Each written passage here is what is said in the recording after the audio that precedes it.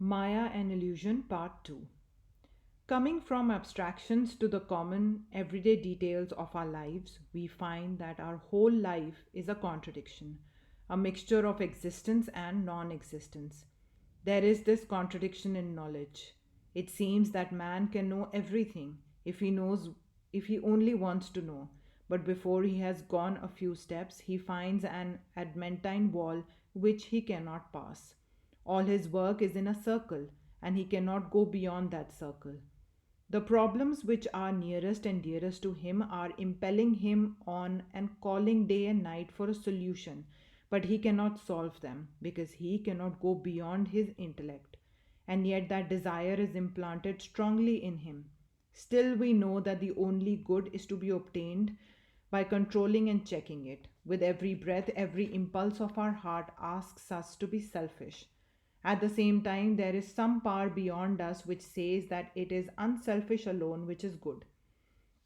Every child is born optimist. He dreams golden dreams. In youth, he becomes still more optimistic. It is hard for a young man to believe that there is such a thing as death, such a thing as defeat or degeneration. Old age comes and life is a mass of ruins. Dreams have vanished into the air and the man becomes a pessimist.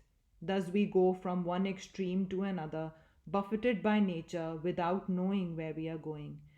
It reminds me of a celebrated song in the Lalita Vistara, the biography of Buddha.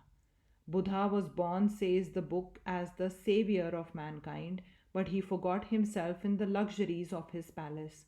Some angels came and sang a song to rouse him, and the burden of the whole song is that we are floating down the river of life, which is continually changing with no stop and no rest.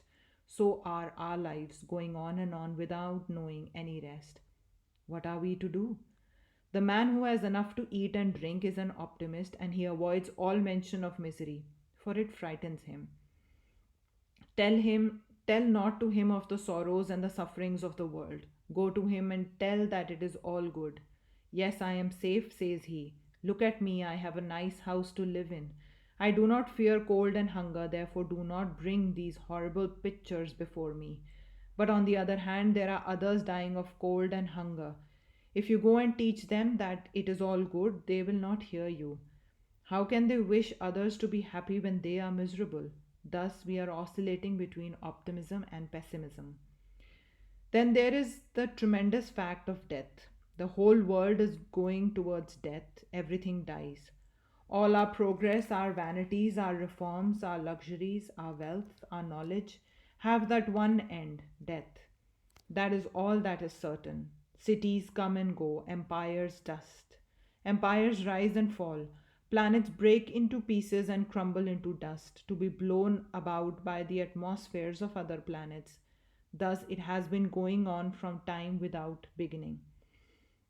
Death is the end of everything. Death is the end of life, of beauty, of wealth, of power, of virtue too. Saints die and sinners die. Kings die and beggars die. They are all going to death, and yet this tremendous clinging on to life exists. Somehow we do not know why. We cling to life. We cannot give it up, and this is Maya. The mother is nursing a child with great care. All her soul, her life is in that child. The child grows, becomes a man, and perchance becomes a blackguard and a brute, kicks her and beats her every day. And yet the mother clings to the child, and when her reason awakes, she covers it up with the idea of love. She little thinks that it is not love, that it is something which has got hold of her nerves which she cannot shake off. However, she may try, she cannot shake off the bondage she is in, and this is Maya. We are all after the golden fleece. Every one of us thinks that this will be his. Every reasonable man sees that his chance is perhaps 1 in 20 millions, yet everyone struggles for it, and this is Maya. Death is stalking day and night over this earth of ours, but at the same time we think we shall live eternally. A question was once asked of King Yudhishthir: what is the most wonderful thing on this earth? And the king replied, every day people are dying around us, and yet men think they will never die. And this is Maya. These tremendous contradictions in our intellect, in our knowledge, Yeah, in all the facts of our lives, face us on all sides. A reformer arises and wants to remedy the evils that are existing in a certain nation. And before they have been remedied, a thousand other evils arise in another place. It is like an old house that is falling. You patch it up in one place and the ruins extend to another. In India, our reformers cry and preach against the evils of enforced widowhood. In the West, non marriage is the great evil. Help the unmarried on one side, they are suffering. Help the widows on the other, they are suffering. It is like chronic rheumatism. You drive it from the head and it goes to the body. You drive it from there and it goes to the feet. Reformers arise and preach that learning, wealth, and culture should not be in the hands of a select few, and they do their best to make them accessible to all. These may bring more happiness to some, but perhaps as culture comes, physical happiness lessens. The knowledge of happiness brings the knowledge of unhappiness.